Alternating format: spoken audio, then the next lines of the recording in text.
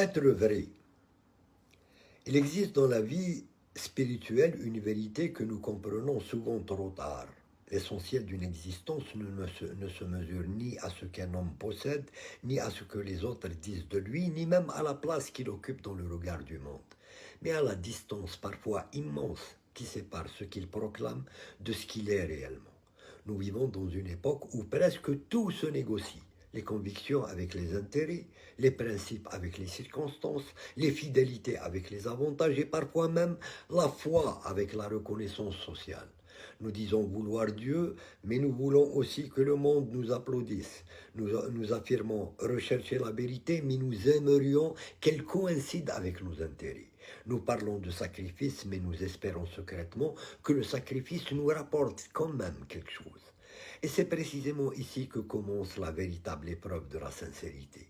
Que reste-t-il de notre engagement lorsque personne ne nous regarde, lorsque rien ne nous récompense, lorsque la route devient longue, lorsque nos efforts restent invisibles, lorsque la reconnaissance ne vient pas et lorsque le monde nous offre une porte de sortie beaucoup plus confortable? La sincérité véritable commence peut-être exactement à cet endroit, lorsque l'on continue d'être fidèle à ce que l'on croit, juste alors que l'on aurait mille raisons de renoncer. Elle n'est pas un sentiment exalté, encore moins une belle déclaration prononcée dans un moment d'émotion. Elle est une discipline intérieure, une cohérence silencieuse entre l'intention, la parole et l'action. Elle consiste à ne plus vivre avec deux visages, celui que l'on montre aux hommes et celui que l'on cache à Dieu. Et c'est là que le détachement prend toute sa profondeur. Se détacher du monde ne signifie pas mépriser la vie, abandonner son travail, refuser sa famille, fuir ses responsabilités ou prétendre que les biens matériels n'ont aucune valeur. Le détachement véritable est beaucoup plus subtil. C'est posséder les choses sans leur permettre de nous posséder. C'est travailler sans faire de la réussite une idole.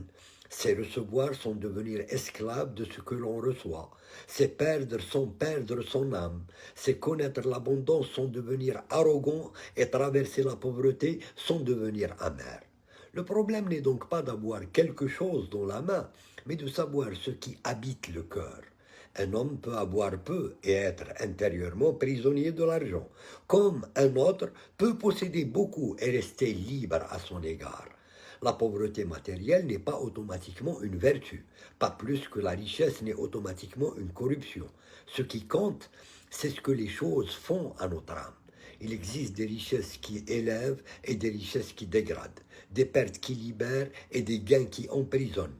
La véritable fortune est peut-être celle qui ne nous oblige pas à vendre notre conscience pour la conserver. Voilà pourquoi la sincérité est si exigeante. Elle nous demande de répondre à une question que nous préférons souvent éviter. Si personne ne devait jamais savoir ce que je fais, le ferais-je quand même? Cette question détruit beaucoup d'illusions. Elle sépare la conviction de la mise en scène, la foi de l'image de la foi, la générosité du besoin d'être admiré, le courage du désir d'être applaudi, car nous pouvons tromper une assemblée, impressionner une famille, séduire une société entière, construire une réputation admirable et même devenir prisonnier de notre propre personnage. Mais il existe un regard auquel aucune mise en scène ne résiste, celui devant lequel l'intention est aussi importante que l'action. Et cette idée devrait profondément modifier notre manière de vivre, car elle signifie que l'existence humaine ne se résume pas à ce que les autres peuvent mesurer. Les hommes voient le résultat, Dieu voit aussi le chemin. Les hommes voient la réussite, Dieu connaît les combats invisibles qui l'ont précédé. Les hommes peuvent juger une décision sur son apparence. Dieu connaît les raisons qui l'ont motivée. Et parfois, ce que nous considérons comme un échec apparent peut être sur le plan intérieur une victoire immense, tandis qu'une réussite spectaculaire peut cacher une défaite morale. Voilà pourquoi il faut se méfier d'une conception trop superficielle de la récompense divine. La sincérité ne signifie pas que tout ce que nous désirons nous sera accordé, ni que le monde s'alignera miraculeusement sur nos projets. La foi n'est pas un contrat commercial passé avec le bon Dieu. Nous ne sommes pas sincères pour obtenir une promotion, une richesse, une victoire politique, une guérison, une reconnaissance ou une existence sans douleur. Nous sommes sincères parce que la vérité mérite d'être servie même lorsqu'elle ne nous enrichit pas. Et c'est précisément ce qui distingue la foi authentique de la superstition intéressée. Ce qui ne prie pas, ce qui ne prie que pour obtenir quelque chose, risque de transformer Dieu en moyen. Celui qui se tourne vers Dieu parce qu'il reconnaît en lui la finalité ultime de son existence, découvre une relation tout autre ordre. Il ne dit plus « je serai fidèle si tu me donnes ce que je demande ». Il dit intérieurement « je resterai fidèle parce que je crois que la vérité vaut davantage que ce que le monde peut m'offrir ». Cette différence paraît minuscule dans les mots, mais elle est immense dans l'âme. Elle transforme complètement notre rapport à l'épreuve, car l'épreuve ne devient plus nécessairement la preuve que Dieu nous a abandonnés. Elle peut devenir le lieu où nous découvrons ce que vaut réellement notre engagement. Il est facile d'être reconnaissant lorsque tout va bien. Il est facile de parler de patience lorsque l'attente est courte. Il est facile de proclamer la confiance lorsque les portes sont ouvertes. Mais que devient notre foi lorsque les portes se ferment? Que devient notre gratitude lorsque nous perdons ce que nous aimions? Que devient notre confiance lorsque nous ne comprenons plus le sens de ce qui nous arrive? C'est là que se révèle la profondeur d'une âme. Non pas parce qu'elle ne souffre plus, mais parce qu'elle refuse de transformer sa souffrance en haine. Non pas parce qu'elle ne pleure plus, mais parce que ses larmes ne détruisent pas toute espérance. Non pas parce qu'elle comprend tout, mais parce qu'elle accepte humblement qu'une créature ne possède pas toutes les réponses. Il y a dans cette attitude une forme extraordinaire de liberté, celle de ne plus exiger que le monde corresponde à nos calculs pour continuer à croire en la justice, en la miséricorde, en la sagesse divine. Nous voulons souvent comprendre avant d'accepter, alors que la vie spirituelle nous apprend parfois à accepter sans comprendre immédiatement. Cela ne signifie évidemment pas renoncer à la raison. Au contraire, la foi authentique n'a rien à craindre de la pensée, de la connaissance ou du questionnement, mais elle reconnaît simplement les limites de notre perspective. Nous regardons une page, Dieu connaît le livre. Nous voyons un événement isolé, Dieu connaît l'ensemble du parcours. Nous appelons parfois à retard ce qui n'est qu'un moment dont nous ignorons encore la signification. Nous appelons parfois à perte ce qui nous a peut-être empêché de perdre beaucoup plus. Et nous appelons parfois victoire ce qui à long terme nous éloignera de nous-mêmes. C'est pourquoi la sincérité doit être accompagnée d'humilité. Je peux être profondément convaincu et pourtant me tromper sur la manière dont les choses doivent se dérouler. Je peux avoir une intention pure et néanmoins être incapable de connaître toutes les conséquences de mes choix. Je peux vouloir le bien et découvrir plus tard que mon impatience, mon orgueil et mon ignorance ont déformé mon action. La sincérité ne consiste donc pas à croire que tout ce que nous voulons est nécessairement juste, elle consiste à soumettre sincèrement notre volonté à celui qui est juste, même lorsque cela exige de corriger notre propre volonté. Voilà pourquoi la sincérité est une forme de courage. Elle nous oblige à renoncer à certaines illusions. L'illusion d'être toujours dans le vrai, l'illusion d'être indispensable, l'illusion que notre valeur dépend de la reconnaissance des autres, l'illusion que notre passage sur Terre doit nécessairement être spectaculaire pour avoir du sens. Nous avons tellement appris à mesurer les êtres humains par leur visibilité que nous oublions la grandeur de l'invisible. Nous admirons celui qui possède, celui qui parle fort, celui qui réussit, celui qui accumule, celui dont le nom circule, celui dont l'image est partout. Mais combien d'existences magnifiques ne feront jamais la une d'aucun journal? Combien de pères et de mères auront consacré leur vie à leurs enfants sans recevoir de médaille? Combien d'hommes et de femmes auront résisté à une injustice sans que personne ne connaisse leur combat? Combien auront nourri un pauvre, pardonné une offense, protégé une personne vulnérable, entretenu une famille, enseigné une valeur, empêché une injustice, ou simplement refusé de faire du mal alors qu'ils auraient pu le faire, sans jamais recevoir d'applaudissements? Le monde adore les monuments. Dieu, lui, connaît aussi les gestes que personne n'a vus. Et peut-être Est-ce cela qui rend la sincérité si belle? Elle n'a pas besoin de spectateurs. Elle agit dans l'ombre parce qu'elle sait que l'absence de public n'est pas l'absence de sens. Une existence peut être humble aux yeux du monde et immense dans la balance de l'éternité. Nous avons parfois une conception trop spectaculaire de la sainteté, comme si la grandeur spirituelle exigeait nécessairement des événements extraordinaires. Mais peut-être que la véritable grandeur réside justement dans la fidélité quotidienne. Continuer à être honnête quand la fraude semble plus rentable. Rester digne lorsque l'humiliation nous pousse à la vengeance. Pardonner sans devenir naïf. Dire la vérité sans cruauté. Travailler sans tricher. Éduquer sans imposer. Aimer sans posséder. Donner sans rappeler sans cesse ce que l'on a donné. Se taire lorsque parler ne servirait que notre ego. Parler lorsque le silence deviendrait une complicité. La sincérité n'est donc pas seulement une affaire de spiritualité intime. Elle transforme la manière dont nous travaillons, dont nous aimons, dont nous éduquons, dont nous dirigeons, dont nous exerçons une responsabilité et dont nous traitons ceux qui ne peuvent rien nous apporter. Car il est facile d'être courtois avec celui dont nous avons besoin. La véritable noblesse apparaît dans la manière dont nous traitons celui dont nous n'attendons absolument rien. Il est facile de respecter les puissants. La sincérité morale se reconnaît souvent à la dignité accordée aux faibles.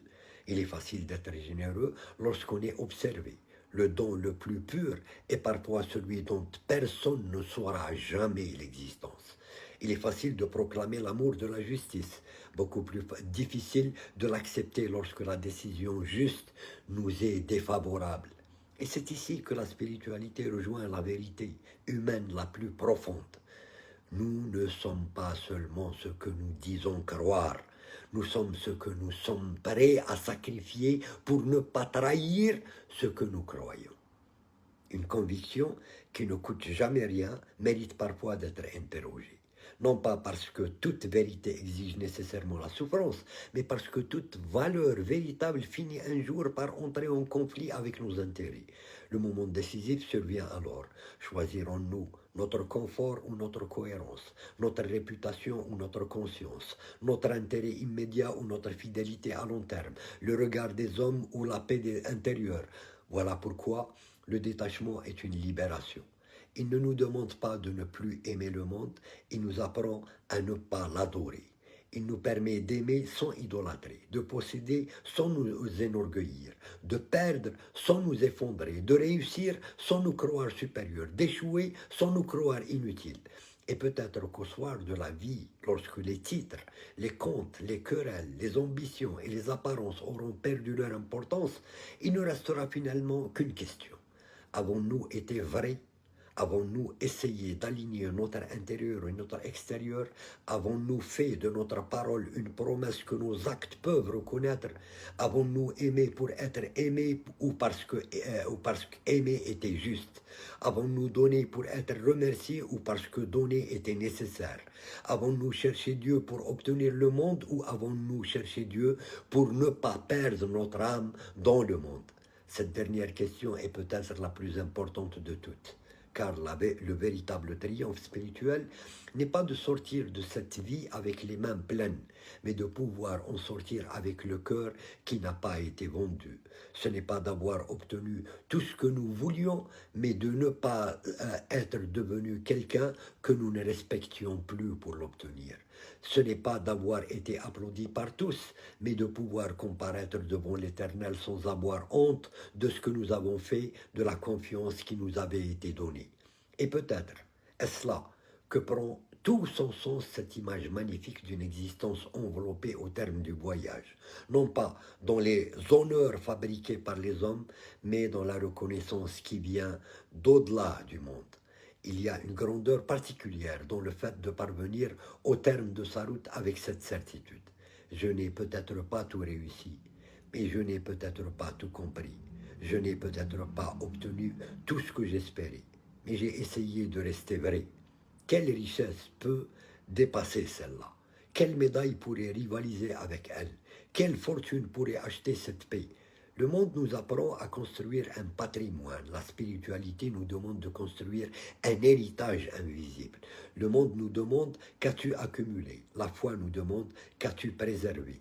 Le monde nous demande combien de personnes connaissent ton nom. La conscience nous demande combien de personnes ont été meilleures parce que tu as croisé leur chemin. Le monde nous demande qu'as-tu obtenu. L'éternité nous demande qu'as-tu fait de ce qui t'avait été confié. Et entre ces deux séries de questions se joue peut-être toute la différence entre une vie simplement réussie et une vie profondément accomplie. Alors, ne cherchons pas à graver notre nom partout, cherchons plutôt à graver notre sincérité dans nos actes. Ne cherchons pas à convaincre tout le monde de notre valeur, cherchons à devenir dignes de la confiance qui nous a été accordée.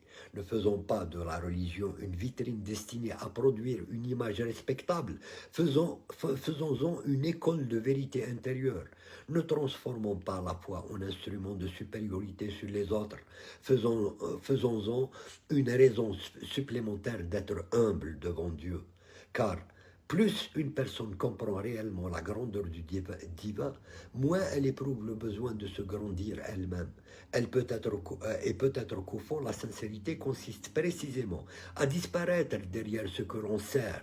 Ne plus chercher à être admiré pour sa bonté, reconnu pour sa piété, célébré pour son courage, mais simplement faire ce qui doit être fait parce que cela est juste. Alors, le détachement devient liberté, la patience devient force, l'épreuve devient enseignement, le silence devient profondeur, le travail devient responsabilité, l'amour devient don et la foi devient enfin ce qu'elle aurait toujours dû être. Non pas une monnaie d'échange avec le ciel, mais une orientation de toute l'existence vers celui qui connaît les secrets des cœurs. Et lorsque viendra le moment où toutes les apparences tomberont, où les hommes ne pourront plus nous défendre, ni nous condamner, où les richesses ne pourront plus nous accompagner, où les discours ne pourront plus masquer les intentions, il restera cette vérité dépouillée de tout artifice. Nous aurons été ce que notre cœur avait réellement choisi d'être. C'est pourquoi la sincérité n'est pas seulement une vertu parmi d'autres, elle est le fil qui relie toutes les autres.